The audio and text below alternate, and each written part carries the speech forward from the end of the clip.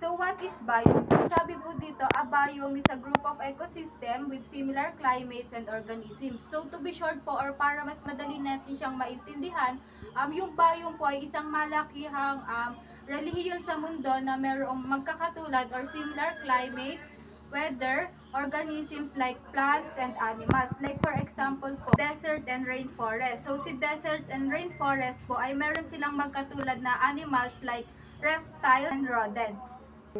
So next po is ecosystem. So yung ecosystem po is interaction between biotic and abiotic components or yung mga non-living and living organisms like plants, animals, and human. Then yung mga non-living organisms naman po, yung mga wind, soil, air, or yung sun. Kumbaga dito po sila nag-i-interact. Kumbaga nakadepende po sila dito sa ecosystem kung makakasurvive sila. And also nakadepende din po sila sa isa't isa kung makakasurvive po sila. Like for example po, yung halaman po. Yung halaman po, kukuha po siya ng food through photosynthesis. Then yung animals naman po, kukuha po siya ng food through plants. Then pagka naman po namatay na yung mga animals, so mabubulok sila. Kumbaga sila na po yung magiging pataba para dun po sa mga halaman. Next po is we have two components of an ecosystem. First po is the habitat. So yung habitat po is ito po yung mga non-living parts po. Kumbaga ito po, dito po tayo nakatira, dito nakatira yung mga organisms po. And also, dito din po tayo kumukuha to survive our daily life like water, shelter, and food. The second one po is the community. So, yung community, ito po yung mga living part or ito po yung human, animals.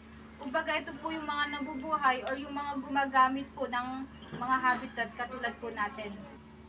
So in biome, there are two types. There is the land and the terrestrial biome.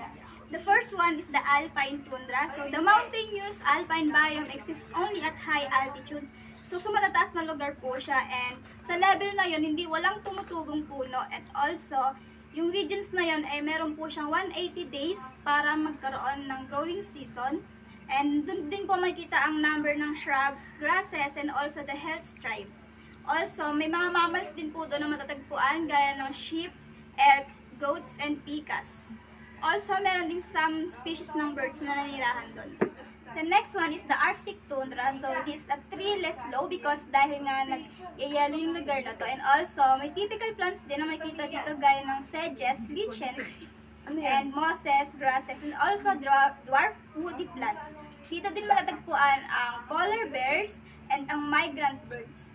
And also, dahil nga malamig yung lugar na to, dry yung climate, is permanently frozen yung ground na nagiging dahilan ng saturated soils during the summer months. So, the next one is the temperate forest, temperate deciduous forest. Nagpapopulate siya sa Eastern North America, Central Europe, and Northeastern Asia. So, distinct season siya, nagkukonsist siya ng precipitation and varied temperatures yield a diverse biomes. Deciduous broadleaf trees. So, mapapansin nyo is iba-iba tong kulay. May kulay red and brown. So, kaya yun ganon dahil seasonally ay natatanggal siya or nagpo-fall siya. And also, the biome hosts many animal species including deer, rabbits, birds, and the insects. So, dun din po natin siya matatagpuan sa lugar na yun. Tropical rainforest. Ang tropical rainforest ay isang klase ng biome na matatagpuan na malapit sa equator. Dito makikita ang pinakamaraming iba't ibang uri ng halaman at hayop sa buong mundo. Pareho ang haba ng gabi at araw dito at palaging mainit ang temperatura, umaabot hanggang 200 na pulgada ang ulan kada taon, kaya sobrang basa at luntian ang mga lugar. Ang tropical deciduous forest ay natatagpuan sa mga region na mayroong heavy rainfall at nakakaranas din sila minsan ng tagtuyot. Boreal forest or taiga. The boreal forest is located just south of the Arctic Circle. It experiences long, dry winters and cool, wet summer and winters. The trees and plant there grow according to the season. The annual precipitation range from around 16 to 40 inches. Usually falling as snow, this forest is home to carnivorous animals and various low-growing plants. Some common animals you can find there: birds, moose, lynx, deer, hares, and woodpeckers, among others. ang grassland ay isang lugar na maraming damo. Ito ay tahanan ng maraming hayop at halaman, at may iba't ibang uri ng grassland tulad ng prairies at savannas. Desert, ito ay isang lugar na sobrang init at mabuhangin, and also dahil sa kakulangan niya sa tag-ulan. Woodland, woodland ay isang lugar na maraming puno at halaman, karaniwang mas marami ang puno kaysa sa grassland. Ito ay tahanan ng mga maraming hayop at halaman, at nagbibigay ng mga benepisyo tulad ng oxygen at tirahan para sa mga wildlife. So we have biome types in aquatic biome. So first, freshwater. So freshwater, ito yung mga anyong tubig na mayroong low concentration of salt. And kabilang dito yung mga lawa, ponds, and also wetlands. So next is estuary. So dito naman yung lugar kung saan nagtatagpo yung dagat mula sa karagatan and tubig tabang mula sa ilog. So dito is meron dito high concentration of salt, kaya madalang lang may nabubuhay na halaman, pero kadalasan may mga nabubuhay din namang halaman dito. And yung plants na yon is tinatawag na halophytic plants. A wetland is a place where water covers land most of the time, and pwedeng konti lang din yung tubig sa ibabaw or just below the surface. Maraming animals and plants ang nakatira sa wetlands na mahilig sa basa, syempre, or sa moist na environment. Katulad lang ng frog, birds, mga grasses and trees. Importante yung wetlands kasi they help clean the water at pinoprotektahan nila yung land from floods. And then, coral reefs naman, coral reefs ay makikita sa mga warm at shallow na bahagi ng ocean. Ginagawa ito ng maliliit na animals na tinatawag na coral polyps. Para silang mga colorful underwater gardens. Maraming sea animals tulad ng isda, crabs, at marami pang iba like sea turtles ang nakatira sa coral reefs. Sobrang importante ng coral reefs dahil nagbibigay sila ng tirahan sa maraming sea creatures at tumutulong din sila para maging healthy yung ating ocean. And then, sunod is yung intertidal zone. Ito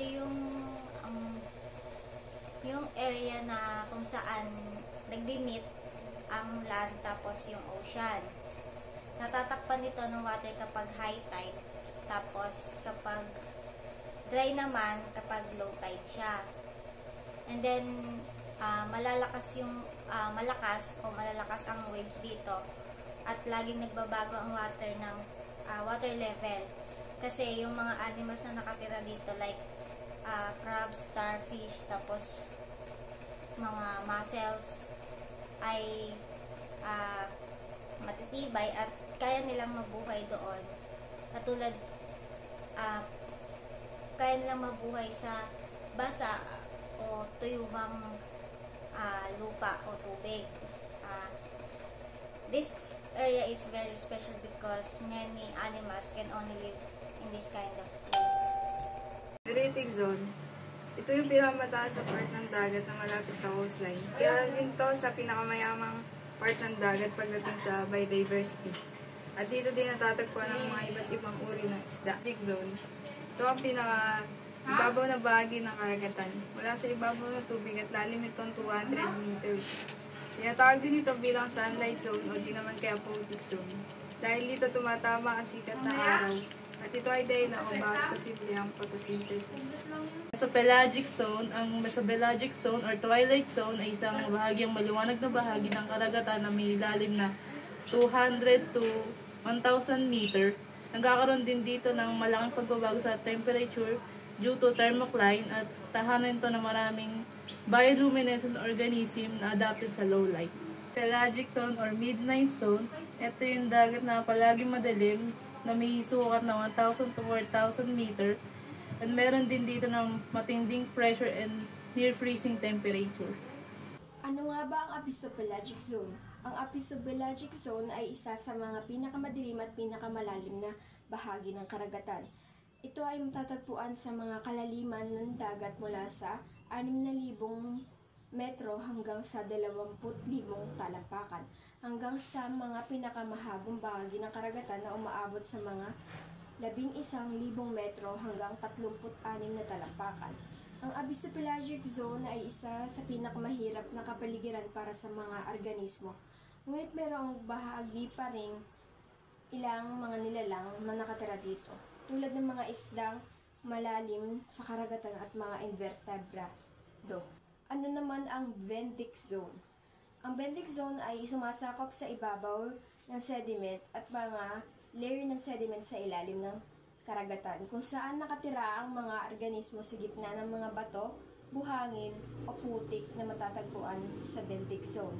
Sa ilalim ng mga anyong tubig mula sa mababaw na bahagi ng dagat hanggang sa pinakamadilim na bahagi ng karagatan.